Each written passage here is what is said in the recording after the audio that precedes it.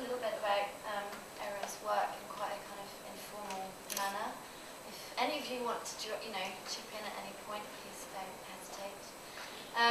Now, I first encountered Ariel's work, and maybe we can show the PDF, when I was actually in Tel Aviv last year, in October last year, and came across, saw this amazing piece that Ariel did at the Museum in the outskirts of Tel Aviv, which is a regional museum that has a collection, but is also attached to a war memorial to the actual building. It used to be the first memorial house, and then turned into a contemporary museum.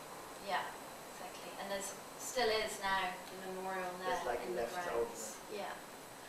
So it's this quite amazing piece that you walk in. It's very immersive. It's very kind of serene and calm environment, but and very beautiful. And you kind of cultivated this garden from scratch, didn't you? From your studio, and you then brought it to the actual space. But obviously, there's something quite sort of unnerving once you're in the space, and I think what I find so amazing is that tension. It's you're looking at these kind of binaries. So it's nature. You've got plants growing there, but it's clearly also perhaps a cemetery.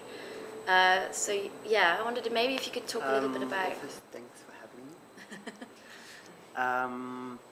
I was approached by the museum to think of an exhibition that relates to the collection of the museum. That was kind of the starting point. And then when I went to the museum and I started looking through the collection, it's quite a large collection, but it's a little bit a different kind of collection, I think, than other museums. Also because it's a regional museum, and also because it used to be a memorial house. So a lot of the works in the collection, some from very well-known artists, some from kind of regional artists, a lot of them were kind of like tokens to the memorial house. So the collection was kind of like brought as presents almost. And then it became a contemporary museum, and then it kind of became part of the collection. So I did a selective kind of selection of works, which most of them dealt with nature, landscape, and animals. That was something that I felt was very strong in the collection. I mean, of course, you could have chosen something totally different and you'd get a different picture, but I had a feeling that this was very, very prominent in the collection. And it made it kind of, at the time I was researching military graveyards. And I think military graveyards in general, but especially also in Israel, they're a very kind of complex space. Because on the one hand, they're institutional, they're national, they belong to the state, but on the other hand, they're also very subjective, of course, because of the families, the friends. And I was very interested in this kind of point where these two spaces are so strongly connected. The institution and the person, or the memory and kind of like preservation, like a lot of these issues that I was really interested in. And I think especially in the Israeli military graveyards, it's very, very intense because they look like botanic gardens. They're very, very beautiful. And actually in the 70s, an American architect actually he was in charge of how to build these kind of cemeteries. And then what I thought again was very, very interesting, that the parents, they wanted to get a bigger role in what was happening in the cemetery. So they were given a small part literally on the grave where they could kind of do what they want to do. I mean, that's where these little gardens started. So you have a very structured kind of garden, which is has a very certain structure with very certain plants and trees. And then on the surrounding of the grave itself, you have this kind of chaotic moments of different kind of plants. You'll have all sorts of objects that the parents will bring. Sometimes they'll have a birthday, so you'll see balloons, wind chimes. And you can see that with the years, the more the kind of pathos goes down, the national kind of feeling of we're all together kind of starts to break down. You can see that with the years, because it's built that way that it goes kind of accordingly to years. So you also see how these things are changing, how the parents are changing more, and it's becoming much more subjective and not so much of this kind of very kind of everything looks the same.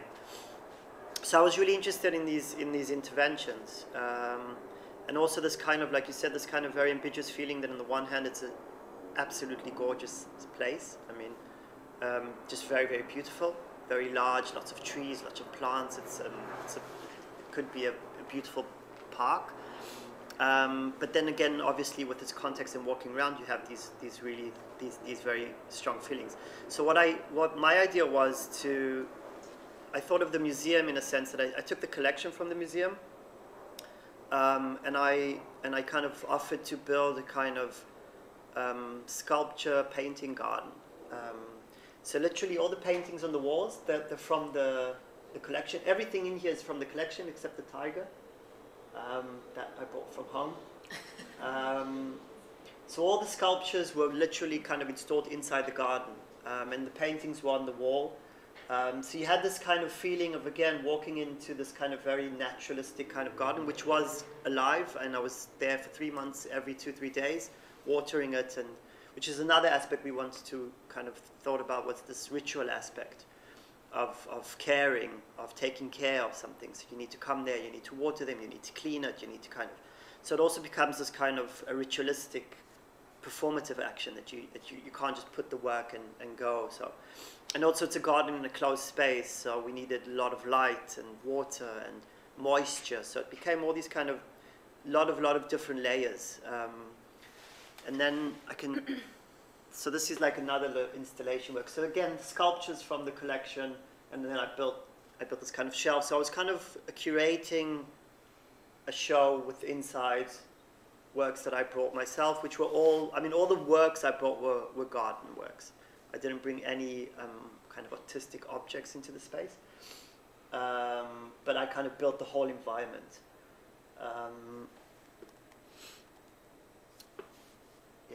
So there would be windmills and wind chimes and all these sorts of different objects. And then I think something, so this again is it's a sculpture inside the garden. Another very interesting point was, in the beginning, the museum kind of freaked out, kind of, you can't put sculptures on the floor. I mean, what do you mean you're putting sculptures? Because they were literally on the ground, and these are like, a lot of them are very valuable sculptures. And that, I think, came something that I wasn't really aware of, but it became a very interesting debate on preservation, on a collection. How do we preserve a work? What does it mean? So we had all these long discussions of, can I put the work on the floor? Does it degrade the work? Is the work, like what someone said in before the show was going on, one of the people involved in the process, kind of like, yeah, but a windmill isn't as valuable as a sculpture. And I think that became a big question. And it was a question that I was really interested in kind of going through. How do we value what is the difference? Because the same thing, again, if you think of the military graveyard, one of the big ethos is that everyone's equal after they die. So you'll have the general lying next to a simple soldier. So there's no hierarchy. Like, everyone is. And in a sense, with all the sculptures lying down next to a tiger that I brought from flea market, and these questions kind of came up. What are the values, and how can I, does the sculpture, where does it belong? And another super interesting point that happened in the collection, which I was totally unaware of, is when how do you say it, restorator? The restorer. The restorer of the museum came in, and he totally freaked out. He was like, you can't do this. There's moist. I mean, everything the collection doesn't want, the garden wants. It wants moisture, water, animals, light, a lot of light. And then I wasn't aware of all of these issues, that to show a drawing, there's allowed to be like a very minimal amount of light you can show. So it became a very, very strong debate between the garden as an artwork and the preservation of the artworks, and kind of how can they live in the same space. So we started building a kind of technique that the lights would shut off for certain hours and then they'd come on again. Or we had to have the air conditioning all the time working so it wouldn't be too moist. And if there were too many animals, we had to kind of think of a way, because there were flies, and it's a big garden, so you'd have flies or little bugs coming in. So without even knowing, I think the actual space became, again, this kind of intervention between so many layers of preservation, memory, the kind of personal life, and the death, or the kind of, I mean, the works, the drawings had to go down to the Keller for 3 years after the show. They're not allowed to be shown because they've been in the daylight for too long. Which, again, kind of brought these questions of preservation of memory. The same questions I asked about preservation and memory of national identities. How do we preserve a memory, a national identity or memory, and what does it mean? Which is something you have in the war memorial, I guess. Yeah. In a way. It's this. I mean, really, I guess a war memorial is something that's created, and it's a quite it performs in a very public way, but actually it's devised in a very private, subjective sense. So a state will. It's about, you know, who gets a memorial, what war gets a memorial, how is it created, concretely in a sense. And it's the same, I guess, with the art collection, which a public art collection is something that is supposedly public, but yet it's also created in a very subjective way, and often can tell of a particular,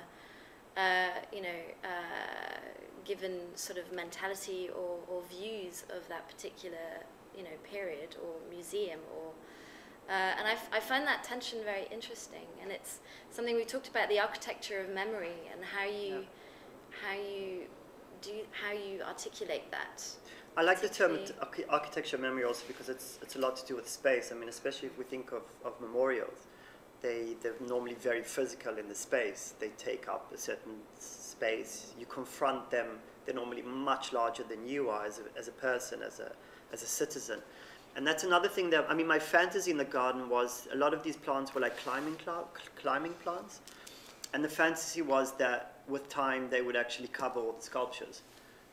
So in a sense, a kind of way of thinking of an alternative way of memory or preservation where something natural, not in a kind of new agey way, but something that moves, or something that's not confined, it's not cement, or it's not, it's not this kind of something that will never fade away, but it's very liquid, it moves, it sometimes dies, then it comes back, would actually take over the space and kind of make an alternative sense of preservation of an architectural space. Which is kind of, if you think of all the debates that went on for the Holocaust Memorial in Berlin, with how do you represent an event such as the Holocaust, and they chose to, the decision by Eisenman was to use concrete, which is kind of interesting in a way that is completely inflexible, kind of, I think, but a lot of time, also most, I think, memorial places are concrete or stone. Yeah, we always use, like you say, you grave the name in the stone. It means that it's never going to disappear. Yeah. But there's also something very, I think, very conservative about that kind of approach. During the exhibition, I was having discussions with a researcher, and she talked about hard memorial and soft memorial, which I found was very interesting. So hard memorial being, or hard memory being stone graving your name, or concrete, and soft memorial being these like very liquidy rituals, which you cannot really pin them down, and they're fluid, and that these kind of soft memory actions actually have maybe a stronger impact than hard memory, like concrete or. Maybe we could talk a bit about the project you did at Frieze more recently. Yeah. If we go back to. Just for like this is an image of the studio. So I built the garden in my studio for like almost a year, and then transported it into the museum. Which again, I didn't go. I mean, we didn't show it through in the show, but I thought for me it was a very interesting process. My studio was in like South Tel Aviv, in a kind of industrial, pretty run-down area, and then suddenly moving in with a truck into this like white space, and which I thought was also quite interesting for me. Like people look at me really weird going around with pallets of plants in this kind of in South Tel Aviv. And then about a year later, I I was proposed to do a solo presentation in Frieze, New York, which was recently. A couple of months ago, I think it's here. Isn't that it? Oh, no. Just a sec. Whoop.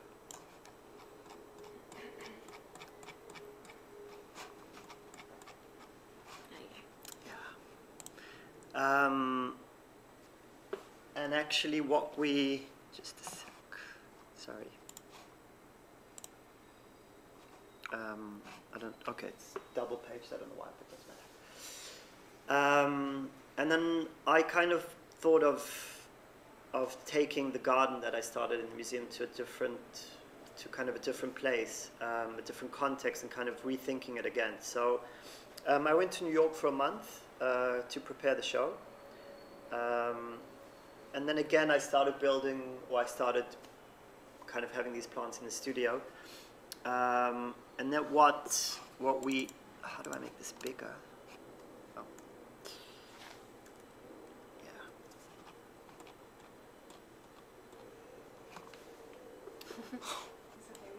Yeah. Yeah, okay. So what happened in this is the kind of booth area. And then the difference was, I think, that here, again, the structure became much more structural. So also because of the context, I mean, it's a totally different context in culture-wise, and also in terms of it's like a huge commercial space. And it's actually a tent, which became a kind of plant house, do you call it? Mm-hmm. Like a greenhouse? Literally became a greenhouse, yeah. because they built this huge tent, and it was very sunny, so you had this like feeling you were in a greenhouse. And it's in an island.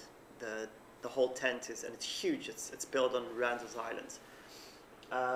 So what I did here is like I had these. I literally built these kind of concrete structures from bricks, and then had all the plants in them. But the big difference was also that I built these memory cabinets, I call them. And it was also kind of nice because during the installation, which took a couple of days, the galleries around were kind of like not really sure what's happening. Like there's a lot of mess and noise because we were building with concrete, and they were trying to kind of just cleaning all the last details. And I like this kind of tension also in this kind of very, very commercial space, until like the last minute it seemed a mess, but then everything kind of came to place and had this tension between them. And it was really important for me, like not to copy paste or not to bring something into the booth, but to create something within the actual space. So like also all of this gravel and everything was brought into the space and worked in the space. Maybe can you comment a little bit on the title? Yeah. And the reference, which is Susan Sontag, yeah. Regarding the pain of others, but maybe. Yeah, in one of the cabinets there was the book, you can see it here, by Susan Sontag, Regarding the Pain of Others. And there were 4 cabinets, and I called them memory cabinets, and they had like all sorts of objects inside them. And all objects that I kind of found in New York, because I wanted it to have a very local feeling, not something exotic, so people could relate to it in a local sense and not just think of, oh, this is from somewhere else. And then the title, I mean, there's the book by Susan Sontag, Regarding the Pain of Others, which I find is for me was a very important book at the time, still is. And at one point, I think her conclusion is, or kind of the last paragraph almost, I can't remember exactly how she says it, but she was kind of like saying, you can try as much as you like, but you'll never understand. I mean, kind of, she was talking about artists, journalism, or this kind of image culture from wars or from regarding pain or regarding traumas, and kind of saying like in a sense that it is almost impossible to grasp something, and what does it mean to try and grasp? I mean, like, how do all these images, what do they actually mean, and can we actually understand something from them? Which goes back again to the memorial question of how do you create a memory, or or how do you present something, and then you can think it in the art world, in the media world, like how do we represent things that are happening elsewhere? And she kind of called it professional tourism, which was a term I really liked. So like artists as professional tourists, so a little bit more aware maybe, or more able, but in a sense kind of like still this vision of a tourist, or of something that's, you know, you're not really there. And then I called it regarding the memory of the others, and it was also kind of, it was trying to ask this question of how to create a memory, or how can we relate to these memories. I mean, obviously they weren't my memories. I mean, you had a baseball guy or comic books, and so all of these things could be very, very, very general. I mean, almost anyone could relate to them. And they weren't very, very subjective, but they kind of open almost any kind of, anyone could see a subject inside them.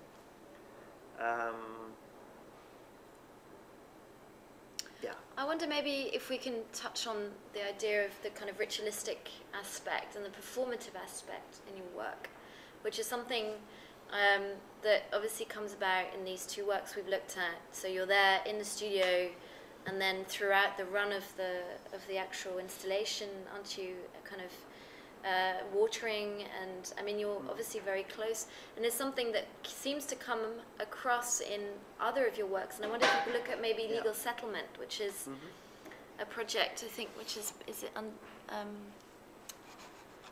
we scroll down, which was a kind of almost like a residency that you did, right? And you inside a gallery program where you literally lived inside this space. Yeah. Legal Settlement was my first solo show, actually. I was living in Berlin at the time. I lived there for 6 years. I studied there with Hito Steyer, and I sadly missed her show here. And then I was asked there was a space in Berlin, very, very good space, called Program. It was a space for architecture and art directed by Carson Kahn. And then he offered me to think of a work for the space. And it's kind of interesting because at the time I was dealing mostly with photography. I was mostly photographer / video maker. And then I kind of thought of the idea that I'd like to move into the space and kind of think of it as a residency, but not in the sense of like viewers can see the artist at work. That wasn't really my interest. Starting to question these questions of the personal and the public. So the idea was to build a home in the gallery space, and I literally rented out my own apartment. So I couldn't go back home. And it was for 6 weeks. And then I also used the money from the rent to kind of put into the exhibition.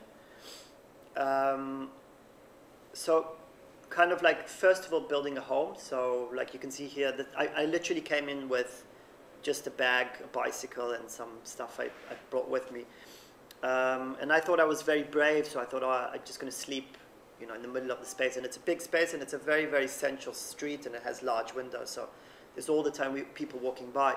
And after the first night, I understood that it's impossible, and I need a bedroom. So I built a kind of bedroom, like you can see here, just out of stuff that I was looking around. And I remember the first morning when I woke up, I kind of like, what the hell have you done to yourself? You're a photographer, you don't know how to build things. And I really freaked out, kind of like, this is not my territory. But in the end, and I think it was very, very intimidating. But for me, this is maybe one of my most important exhibitions because it totally changed my practice. It confronted me to deal with things that I was interested in, but I never dealt with kind of installation work, performative work, video camera. I mean, it kind of brought in so many new aspects that I work with today.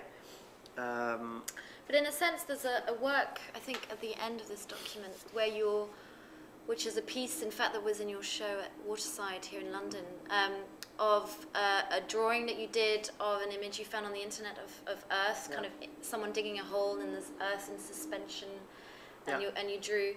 I mean, to me, in a way, you're kind of also dealing with, gestures there, very simple kind of gestures, and I guess time as well, which obviously in a smaller scale, but it's something that I do see in a way apparent in earlier work that then obviously has become magnified here. But you're dealing here with everyday gestures, aren't you, that you're sort of repeating and again magnifying almost. Like I think that's what kind of happened in the show. I mean, like you can see again, like in the beginning was basically building a place to live. So there was a kitchen and then we didn't have an opening, so we just did like a home welcome and dinner. And people came over with food, so then I had a few plates and stuff that people gave me. And then, as the show went by, it started to become more kind of like a political space. So a lot of work started becoming, I kind of thought, okay, what kind of identity does this space have? So it's my home, but also kind of thought of how do I bring in a political identity into the space. I mean, that's an interesting point, because obviously legal settlement has all kinds of connotations, and they're both quite weighted terms, particularly, I guess, for yourself as an artist who works in Israel and lives in Israel at the moment. And I guess, how much do you see that work throughout? Because, you're also dealing with the military and these other works. Obviously, there are other layers, but I just wondered how you see the kind of wider political context. I mean, do you see yourself as a political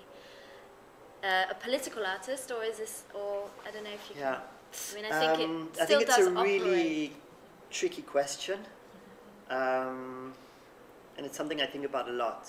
This kind of like definition of political art is, can you call something political art? And also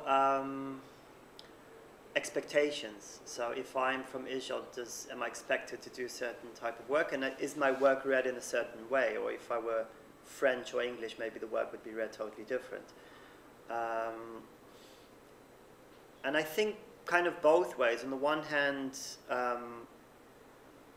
and I think you can actually see it. This is like maybe one of my first exhibitions. This was in 2009, and I think that you do see it that with the more time goes by, the works still have a lot of these issues dealing with them, but they become more abstract in a sense. And this abstraction gave me the freedom to kind of loosen myself from these borders. So these trying to kind of define who you are, where you come from, what do you do. Because for me, architecture in a broad way, not just in a physical way, but as an artist, is exactly the ability not to define anything, and to be able to totally move all the time. So on the one hand, I wouldn't want to say that I'm, be defined as a certain, from somewhere, or as a certain artist. But on the other hand, I'm a big advocate towards dealing with your surroundings and being politically aware of where you are, who you are, what's happening around you. So I think it's this ambiguous between, on the one hand, not wanting to be defined, but on the other hand, also being very aware of what's happening around you, and I think which is very, very important. I mean, it's interesting what you say, I guess, as an Israeli artist, and the kind of, I guess it's this, and you mentioned the word expectation from, I suppose, the art market, as well as, you're, as an Israeli artist, you should be engaging with overtly, you should be doing overtly political work, and I think there is definitely that, or for, and I think any artist really working in the Middle East. I mean, how do you find that in just? I find it just kind of complicated. I think in the beginning, I would say I was maybe more naive, and then you just kind of learn to deal with certain aspects of expectations, and then in the end of the day, you kind of decide who you are, what you're doing, and I think with time you need to be more aware of your own statement and not letting the surroundings kind of define what you're doing. So you need to be very certain on what you are saying, and not what kind of, I think it's a lot to do with just, I don't know if maturity, but in a sense just kind of understanding where you're working and what it means to show in a certain space in comparison to another space, or another country, or a different kind of audience. What does that mean? But it is definitely a question that always comes up, and it always even comes up in the sense that when you're doing a show, kind of like, I find it sometimes very funny that in CVs it's the first thing kind of like born in, and I'm always kind of, why is that such an issue? And can you play with that? I mean, I was born in South Africa, I'm a South African artist. No one will call me a South African artist, even though I lived there for 13 years, because maybe it's not, I don't know. So how people do, they always reference you as an Israeli artist? Yeah, okay. Yeah, sure. I think the first thing I wrote down was born South Africa, trained in Israel, practiced in Berlin, all of which expectations, but all of which are locations where an outsider might expect that you would almost be overwhelmed by a political response to any of those three regimes. Yeah. And one intelligent response would be, well, I won't confront politics. Yeah. To have a response that didn't allow your work to be Yeah, I think again it's a way of how you deal with your own freedom also as an artist or working in your own work. Because I mean, or even as a being, I mean, I can be very aware of certain aspects, and then I can also have different aspects or different layers, things that I'm interested in. So I think it's also in a sense, I don't know if it's right what I'm saying, and it's very subjective, but it's also a question of kind of not being pressurized, just having your own, kind of building in your own identity in a way, and understanding that it can always change. I mean, yeah, I don't think there's one certain way, a beginning and an end. Things are much more deconstructed all the time, and you can kind of build things again and again and again. So I'm aware of it, and I'm also not saying that a lot of my work, and especially I think the works that we've seen here, I think there's other works which maybe would be less, definitely have these political questions in them, but I would also like to think that there are political questions that I could ask almost anywhere, about architectural space, about these kind of relationships between a closed space, a public space, a private space. And for example, a space I'm really interested in today is a space which is not public and not private, which is maybe in between. So for example, the space in between walls, or the space which you can't really define, not as private or not as public, for example, staircases. They're kind of on the way to your private home, but they're also not public, and they have this light coming up just for a minute, so it's kind of a weird space, which is, I think, very hard to define, and I think these spaces for me are today very interesting. So I think this show, for example, especially Legal Settlement, dealt very strongly with two aspects, private and public, or intimate, subjective, and political. And I kind of think that today I understand these spaces very, very differently. That there's another space. There's different dimensions. There's more layers. It's not so broken down to these basic terms of public, private, intimate, political. Which I suppose what you're dealing with in the one at the Petach Tikva Museum that we first looked at, where you're kind of creating like a fantasy.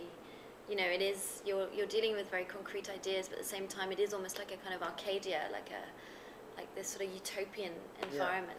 I mean, I loved it that people Timeless. walked in the space, and you know, there were remarks like, "Oh, I wish I had a bottle of wine, and I would have a picnic with." You know, this would be the perfect first date place, and I love this ambiguity about it. And then the more the people stayed there, then little things came up, and suddenly you would kind of take notice, and then you'd kind of feel a little bit weird. So from this kind of maybe romanticism, feeling a little bit disturbed, and so just things, and letting the viewer break these things up and construct them. So not kind of forcing you into a certain system, but letting you build your own system, which is also maybe connected to the next show that I'll be doing at the CCA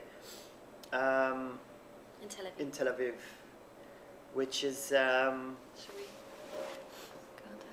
yeah, I have very, very few images. This is just the drawing. Well, it's a little bit hard to see here, but I can maybe get back to it. Yeah, I don't really have anything to show you because it's still in preparation, but... So you're doing a solo show at the Center for Contemporary Art in Tel Aviv, which is kind of Israel's big kind of, I guess, equivalent to the ICA. Israel's ICA, yeah. There we go. Little sister. Yeah, and I guess it is very this kind of third space that we've been talking about is something that it seems you're dealing with in this work. I don't know if you want to talk a bit about. Yeah, I can. It's still very much in process, but the main idea, or what I'm trying to work on, is that the space itself is going to be left pretty much as it is, architecture-wise. But because we work, I mean, most museums, almost all museums, and even houses today, they don't use concrete anymore. They use gyps, how do you call it? Plaster walls, which I used to hate, and I love them today for all the reasons I hated them. They're not stable, they're fluid, you can break them down, you can put them up, they don't really care, you know, you can kind of play with them. They give you a sense that they're strong, but they're totally, yeah, they're very not in that sense. So I'm building kind of double walls from plaster in front of the plaster. So the architectural space stays the same. It will just seem a little bit smaller if someone's very, very, very aware. And then in between these walls, I'm building a kind of little rat city. So there's going to be kind of a couple of rats that I'm actually taking care of in my studio at the moment. It's quite weird. And then they're going to kind of have a very specific structure with light and air and whatever they need, but you won't be able to see anything. It's all going to be closed. So the only thing the viewer will get is kind of an amplified feeling of the space in between the walls, which is going to be amplified by speakers.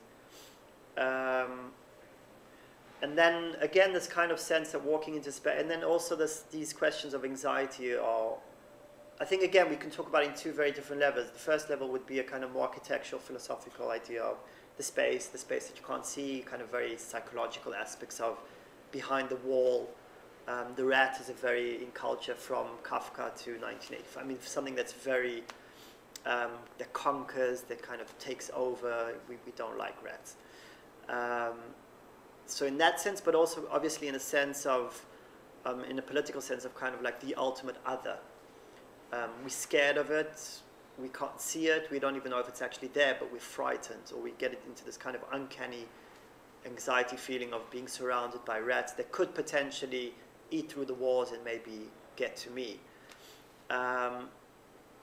So that's going to be a hope. I hope it does work as a whole, as a room, but I'm trying to work on these feelings of a kind of uncanny feeling, but also not being sure if there are actually rats or if it's just something I'm hearing. So I think that it will even make the tension even, am I scared of nothing? Is it just, like just an idea or just a sound, or are they actually there? So there's kind of not really sure of what's happening inside the space. And then also I'm working actually with a London-based composer, and she's going to compose, she was supposed to come, but never mind. She's going to compose a kind of sound piece which is a kind of alternative to the space, because what I'm trying to do in this show at the CCA is actually look at this kind of third space, not as a space which we're scared of or kind of anxious about, but actually as a space that could maybe define a new space which as a kind of alternative space. Because if you think of the rats, they're actually able to deconstruct walls. So they're able to, in a sense, create a new space which can actually open up a space. So on the one hand, it could be terrifying, but on the other hand, it can actually also be very kind of free the sense of the architectural space. So she's going to kind of compose a sound piece which will try and soothe this kind of anxiety feeling and actually propose something which could be, how do you say, relieving, or actually try and offer an alternative space which is just something where kind of a new experience. It might be a total failure, I'm not very sure. But this is something that I really like, and it's the same like with Petah Tikva or with Frieze. I don't feel like, I don't do what we call earthworks, or I try to take every opportunity and try something that I'm not very familiar with, and take the chance and see how the space evolves with me. Something that I enjoy a lot, going into space and just. So in the sense, it could be a total failure, but it gives me the freedom to kind of try something, which I'm not really sure what's going to happen. It's not something I can predict in the studio. I mean, there's one dimension to this work, obviously, is the more ethical, which is something we've talked about, and how you've been confronted with that yourself through through creating and thinking about the work. Obviously, using animals in a piece, Yeah. I mean, on my subjective personal, I own 5 animals. I love animals. So I'm very, very clear with myself. In a broader sense, it's an interesting question, which I don't know how much it's going to bring it up, but it is, I think, an interesting question. I think especially in politically overwhelming situations. We kind of talked about a little bit, like how you would become very aware of one thing, but totally unaware of something else that's happening just next to it. I think it's good. I mean, I kind of feel like I'm going to be able to escape it because you're not really going to know if they're there or not. So unless someone very, very keen decides to break down the walls and let them free, no one's, I mean, and then maybe they're not there. I mean, we're also not really telling. So it's going to kind of be very, I wish someone would try to break down the walls actually, and see what happens. But in that sense, I mean, yeah. When I offered the show to the director, his first remark was, "I will die before I let you put rats in my museum." And now we're in a different place, but that was his first reaction. It was kind of like, and it's also so interesting. I worked with a sound man, and the first one I went to, and he wouldn't even consider it. He was like, "There's no way I'm working anywhere close to rats," which I thought was pretty intense. Like, it's this anxiety from. I mean, yeah. I don't know. I don't have rats at home, like as pets, but. I mean, you can breed rats. They're just like a pet, actually. My flat was infested with mice quite recently. Yeah. And I used to keep, as a kid, I had pet mice, and you know, and at first, you know, they're very cute, very sweet little things. But then they're also very scary because they can whip out, and they really became an infestation. And I began slowly to really hate them. I really want to sort of kill them, really, without any. In fact, yes, put down poisons. It's horrible. I think rats or mice or pests are exactly this kind of ultimate other we're so scared of because they're so like fluid and they can go anywhere and they breed very, very quickly, and they kind of make you lose total control. You have no control over your space anymore because they can go wherever they want, and I got scared to go into the living room in the morning in case at night I needed some water and to see this a mouse, you know. Really. I think people literally leave homes because of this kind of feeling that I'm not taking the risk anymore. But it's interesting because we have Mickey Mouse. So I think we're a little bit less scared of mouse. They are sweet. And Minnie Mouse. And I try to think of rat. I mean, it was a big question, why rats? But I try to think of rats as, for me, kind of like the ultimate other. Because they're seen as this like disgusting, they kind of bring illness, like all of these things that we kind of, a lot of time I feel, take over. They're super intelligent, yeah. Are there any questions, other questions, maybe? Actually, in relation to the last thing, how do you feel about the line of thought that vermin in general is also affirmative to space, to cities, to architecture, because it's that uncontrollable element which basically is part of every city, and as you just hear, it's everywhere in London as well. Yeah. It's kind of the underbelly, so in a way, a house, an architecture, and a kind of, a city doesn't function without vermin because it's part of it. Yeah, I mean, I think in New York, I don't remember the exact statistics, but every 100 meters, there's more rats than people. It's the same Much in London, more I rats than think. people. Same here, I'm sure they're just outside. Yeah, and I think it's just something that I find as this kind of, I think also in a very subconscious way. It's this, it's the sewer. I don't know. It's like this thing that's very, we're just really scared of.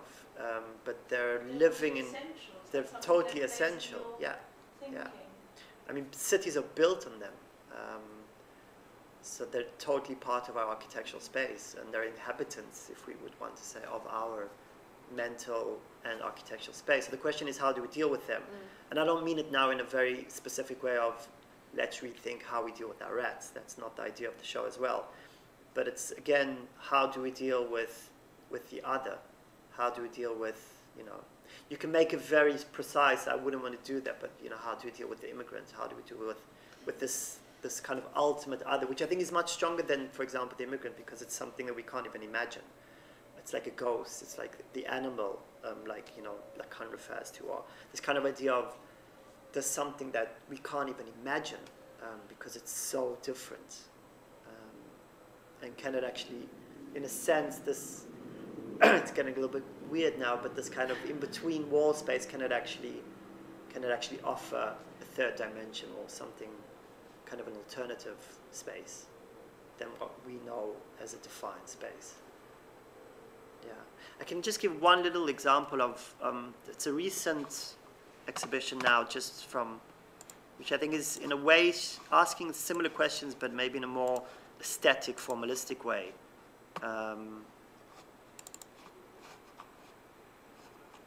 Just one sec. Yeah.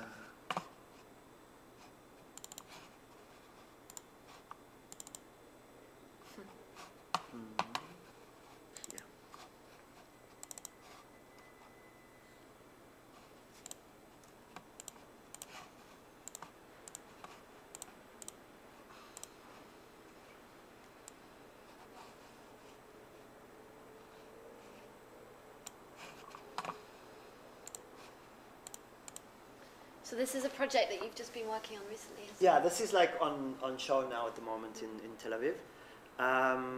So this is like a wall installation. It's the wall of the space, and it used to have windows. So I took out the windows, built a wall instead of the windows, and then these are very typical Israeli shades we have. Like you see them everywhere. They're kind of ugly, kind of shades, very basic. And then there's a fluorescent light here at the bottom. So walking in the space, one would normally have this very kind of, there's another, yeah, kind of like looking at this very, horizon, or looking at this very, very soothing feeling. And then when you come closer, you just see that it's the kind of between two walls. It's nothing. So I think, again, this is in a maybe more formalistic sense, but this kind of trying to build an image, but actually when you get closer, you see that it's just some dead end or some middle space which doesn't really exist. And then also, this is another work where I was showing next to another girl, two different spaces, another artist. And I was thinking kind of like, how can we communicate? And then I got a vent, mm-hmm. which a vent takes, we have them like in restaurants, in toilets and stuff. They take the dirty air, an air vent, and yeah. then they transform it outside to the public space. So I this is the back side. This is in her space. So I took the air from her space, and then through the wall, it brought the air into my space. And then you could even look a little bit inside her space. So it literally just took air from one space to the other, but also this kind of idea of also connecting our two spaces, but also this immaterialistic air kind of moving from one space to the other. And then there was also this like little, it's a pigeon. It's not a real pigeon. And it's just it's kind of a little bit high, so a lot of people might miss it. And you can't see it in the picture, but it's kind of installed on a column. So I was hoping, had a feeling that, maybe there were more pigeons living in the column, or kind of trying to build a little home inside the column. So I think in a sense this show similar questions, but in a more maybe aesthetic, formalistic sense than other approaches that I sometimes do, which I try to be a little bit more, like if I would get an institutional show, I'd try to kind of try something more, different, or like use the whole space and make a long process. And these are a little bit more kind of like elements. I think there's one aspect I'd like to, maybe we can finish off on, is humor in your work. I think we've talked about that as well. Maybe we can quickly look at a video of a video. You're the best place to talk about it, but of your mother trying to use a lighter, in effect, and it becomes this kind of absurd scene, doesn't it? And I think that's something that, you talked about deconstruction, and I think obviously humor is often used as a tool often for critique or in that sense to kind of deconstruct something. So maybe we can watch this video very quickly. Yeah, I'll just give a one word, we can start it. My mother came to visit me, and she wanted to light the gas, and I gave her a lighter. And then she said, I don't know how to use a lighter. And I thought she was kidding, and she's like, I don't smoke. I've always used match to an electric lighter. She's like, and I come from a very conservative family. I don't know if it's connected, but I thought maybe it's a little bit connected. And then I invited her kind of again to try and light a lighter for the first time in my studio. So this is basically, it's a one-shot first time we ever tried. It's a couple of minutes.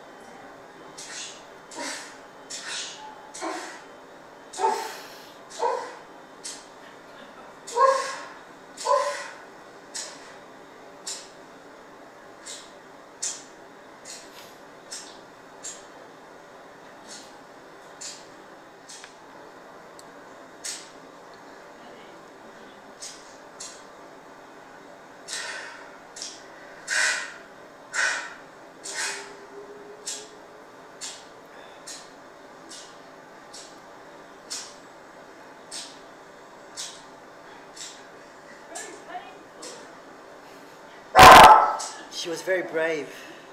I think she was actually brave to put herself in a silly, she was totally,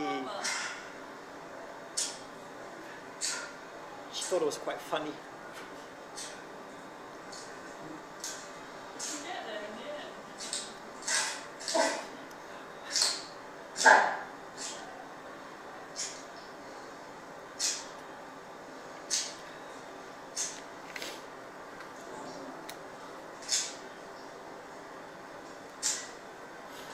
And then also thinking of, again, kind of, I think what Chutney was the idea of encountering something new, which is something which is so difficult, like kind of, even in a sense, again, the other for her, I mean, something that she's never encountered, and then trying, and which is so primitive, and trying to connect with it.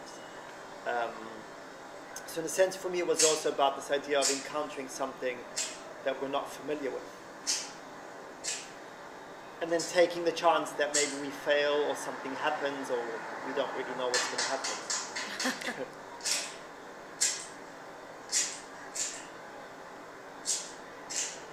And actually I didn't tell her to stop or to carry on. It was kind of, I kind of let her do whatever she felt she wanted to do. She acted a bit.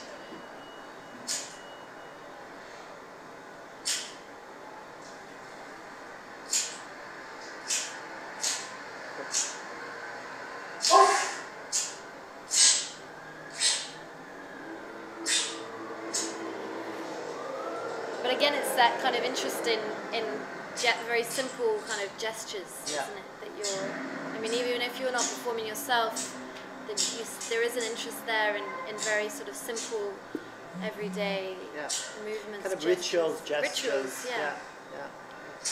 And also kind of starts very, I think for her as well, it's pretty funny, and then it becomes kind of frustrating how it changes. Yeah. Probably people think I'm really mean and it doesn't actually, the lighter doesn't actually work. Which is a little bit like, are there rats? Does the lighting maybe not work at all? Maybe there's no gas left? Like this kind of, what are your intentions? But you kind of enter that frustration yourself as well by watching it, don't you? Of kind of... Yeah. And it becomes this sort of very slapstick, comical... I'm a bad child. Yeah. It was also like, that's a very personal anecdote, but again, my parents, they have literally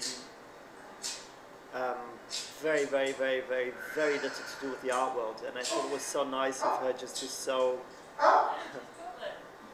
Oh, wow!